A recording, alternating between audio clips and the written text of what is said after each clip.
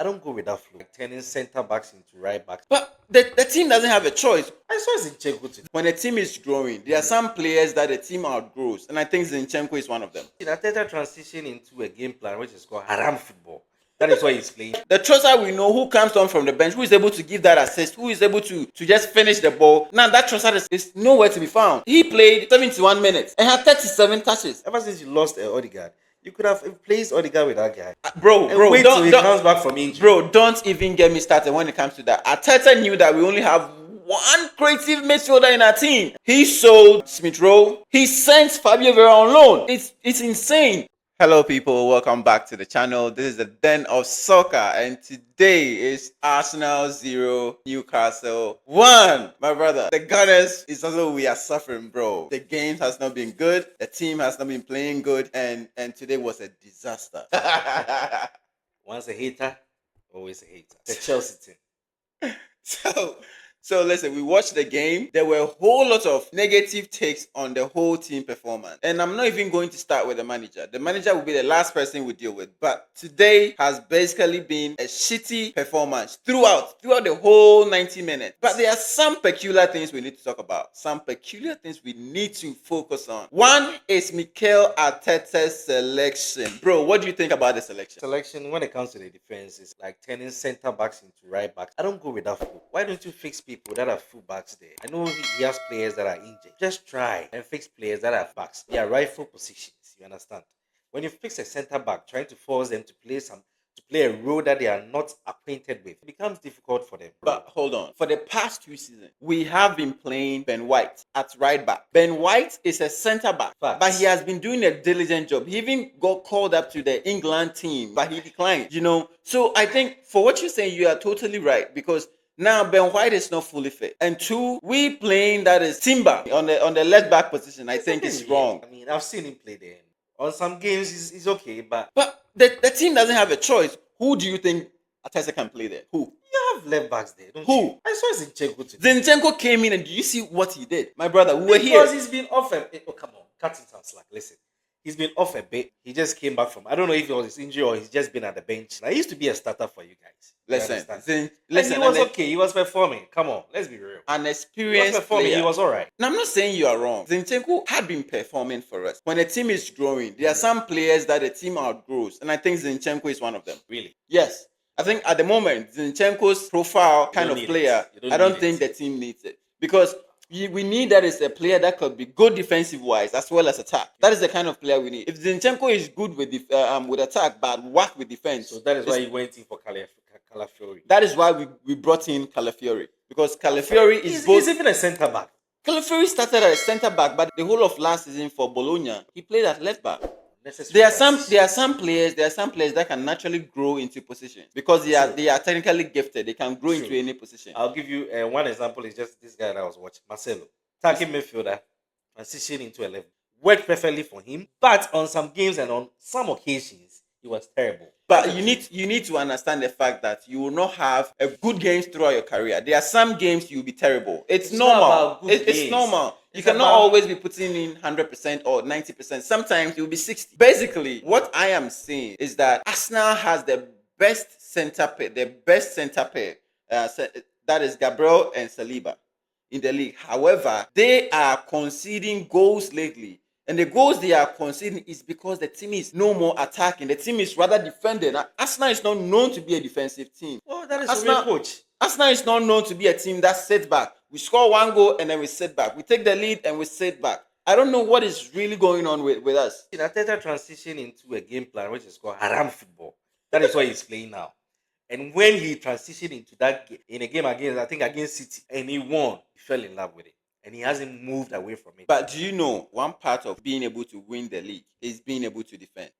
True. Do you know that? Yeah, correct. Yeah. So initially, I thought this was my theory, right? I thought that okay, Arsenal is an all-attacking team. We could score like 4 and we end up conceding 5 and we lose. So if we could be good at defense and we could, instead of scoring 4, we score 2, that could get us over the benchmark. Well, but now it's as though now we are rather defending more. This game against Newcastle, yeah, we were down by 1 goal, but we were defending. I'm like, What is happening? And listen, it's just about time that we talk about some players who don't need to be starting for the team. And also, one factor is that you don't have anyone who is creating chances for you. They don't want to make mistakes. They don't want to be. I think everyone is scared to just put in that pass, which could be creative, but Exactly. could also let us lose the ball. Exactly. They don't want to make. They don't want to make wrong passes. But it's all part of the game. We have brought in Trossard to play in Odegaard's position. However, Trossard is not doing anything close to what Martin Odegaard does. Martin Odegaard used to be the one who starts our attack. Martin Odegaard used to be the one who forms the triangle with our attackers. But now it's like the Trossard we know who comes on from the bench, who is able to give that assist, who is able to just finish the ball. Now that Trossard is nowhere to be found. And that is what is costing the team, because we look at the games that we've played, and if your creative midfielder against Newcastle had 37 touches, 37 touches. He played 71 minutes and had 37 touches. You are supposed to be a creative player for the whole team. And by creative means you are supposed to be the one carrying the ball. It's not supposed to be Thomas Partey. So when I was watching the match, I saw that the second half, you realized that he needed something. He needed someone in that midfield to stabilize the team that is creating chances and also holding on to the ball. And then I saw that he transitioned Partey from the right back position into the midfield. And it was working for some time. So in the second half, they were playing well, and then they were holding on to the ball. They held on to the possession for a longer period. And also they were trying to create some chances. But I think that was also partly because Newcastle just said, okay, listen, we are one goal up, we are good defensively, so we are just going to sit back like what we did against Chelsea. Yeah, they weren't paddling. They were okay. They were playing normal, just sitting on the counter. After Thomas Partey put about two or three balls through the needle eye, and then I felt like, oh shit, like this guy can mess us up. Now we need to sit back. And I saw a change. That's when he changed, brought in those who were getting tired. You understand? And then sealed that thing off. It was game over. As soon as I saw that, I was like, it's game over. And the one we brought on was Gabriel Jesus. And Gabriel Jesus, who actually wanted to come and stay in the box. Because he is some player that I know that he's good in tight situations, that he could just be juggling the balls around. We could get a foul somewhere and we could cross the ball. But he came and he was staying on the wing just like Martinelli. Martinelli has been poor for a long time. He just went and stayed there like the way Martinelli has. And I was like, come on, man. You're not so different from Martinelli now. I don't blame him that much. I mean, Gabriel Jesus has lost his source a bit. He doesn't complain. He's just playing what he can. So when you bring him at that time, I mean, I don't know. He's lost his motivation. Let me he doesn't have the motivation anymore. I also feel like we are not playing the kind of game that suits him. If we are defending, Gabriel Jesus is not a player who is known for a defensive side. He's always known for an attacking side.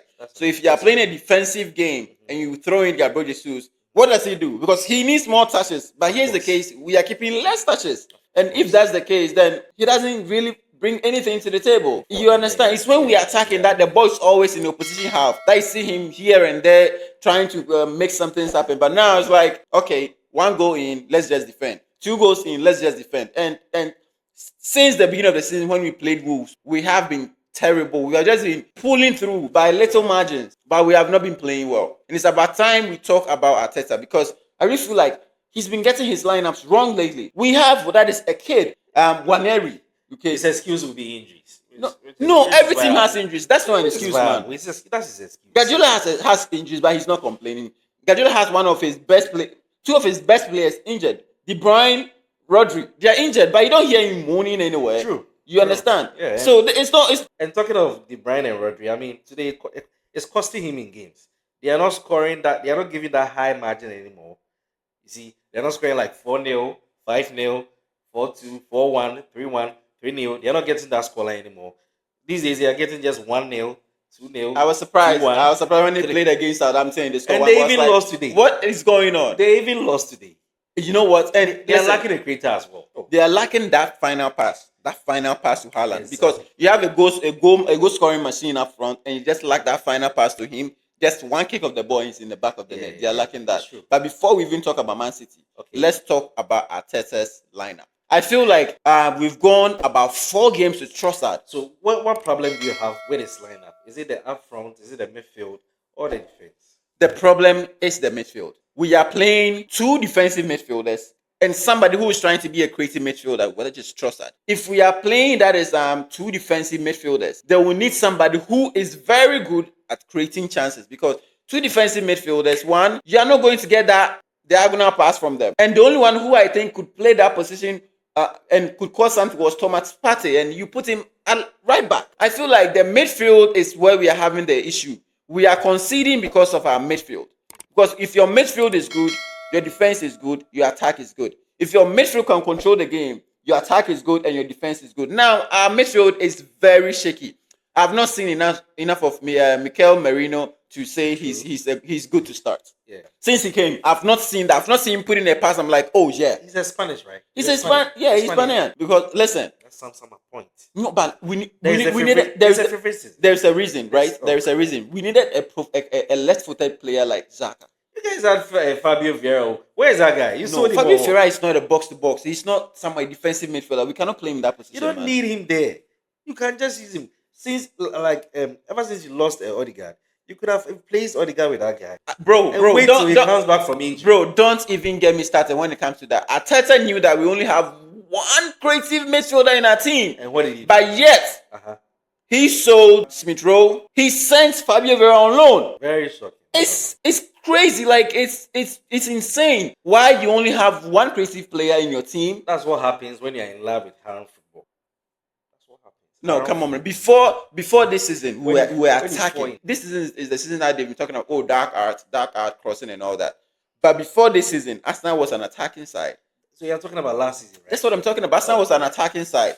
And when we were an attacking side, that was because we had Odegaard who was pulling the strings. We had Odegaard who was putting that final pass. We had Odegaard who was just getting over that man so that there could be an open space. But now, Odegaard is no more. True. And we have to learn to play without Odegaard.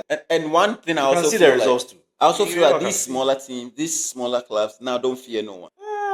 I feel like these small clubs don't fear no one. They take the war to you like, listen, you are coming at us, I'm also going to come at you. It's not like it used to where, the small teams or the lower teams will just come and just sit back and try to defend and catch you on the counter. Now it's like, you come at me, I'm coming at you. Football has changed a lot. Yeah, that's true. Yeah, football has changed a lot. And I think that is what, because when you look at Bournemouth has scored City and has scored Arsenal, man. And in the APL too, it's funny.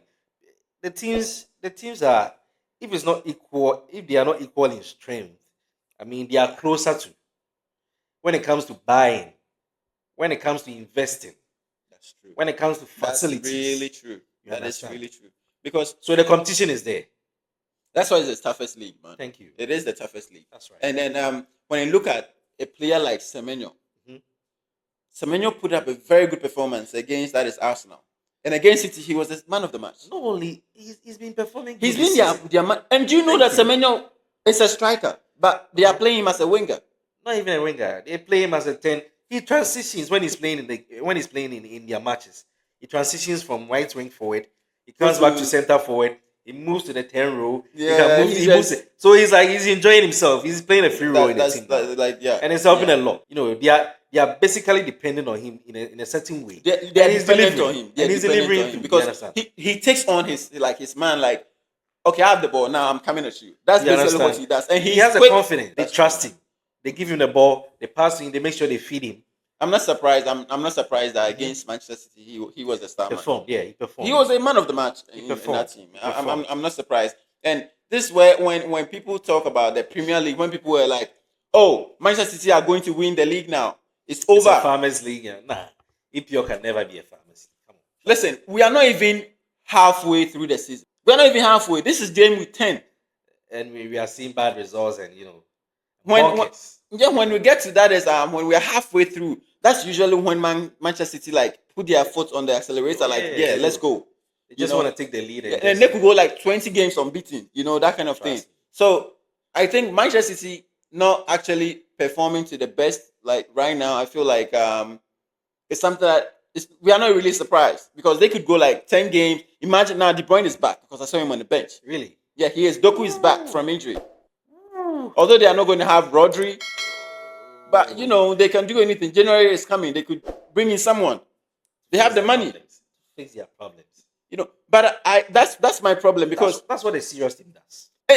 Someone who wants to win. Someone who wants to win. Arsenal Football Club are using Kai Havertz as a striker. Sometimes I get so surprised when it's like we are going into a game and Kai Havertz his work rate is astonishing, but we need someone who is going to stay in the box, and he's not there.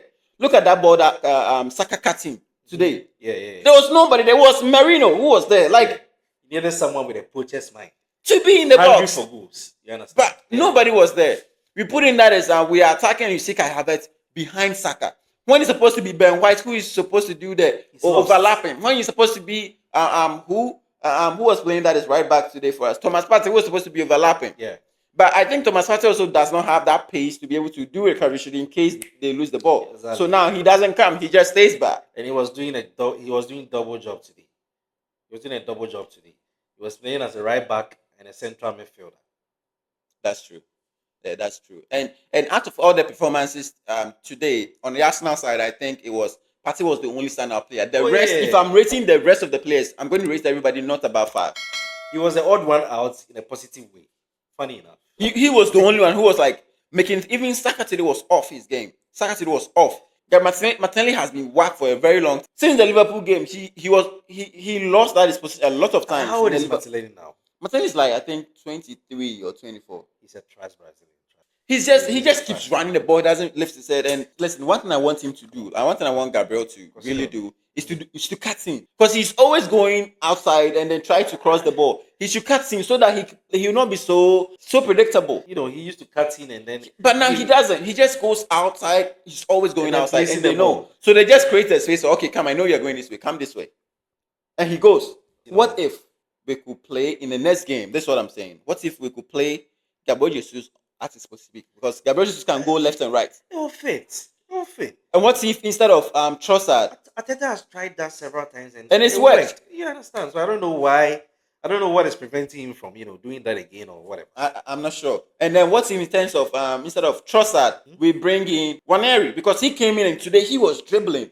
If he plays there, let's give the boy the chance. It's not been good. There's no harm in trying to change what is already not good. Right. So in the game against Chelsea, I expect that maybe we bring in Waneri for Trossard. I expect that we bring in that is Gabriel Jesus for Martinelli. And let's see if there could be something, because if it's not working first, we can always change and come back to. And I expect that he lose terribly to us. Okay, so listen, guys, let me know your thoughts on our next lineup. What do you think Arteta's lineup should be? Do you think he should put Waneri in? Do you think he should start him? Or do you think Gabriel Jesus should also start in place of Martinelli? Because Sterling definitely shouldn't start for me. Come on, man. You guys give him a chance, man. And today's gameplay, what do you think Arteta did wrong? Let me know in the comment section. This is the Den of Soccer. And please, if you haven't yet subscribed to the channel, make sure you subscribe. Smash the subscribe button. Make sure you push the post notification bell so that you get notified anytime we put content like this out there. And like this video as well. This is the Den of Soccer, and we out. It's fantasy hero retread.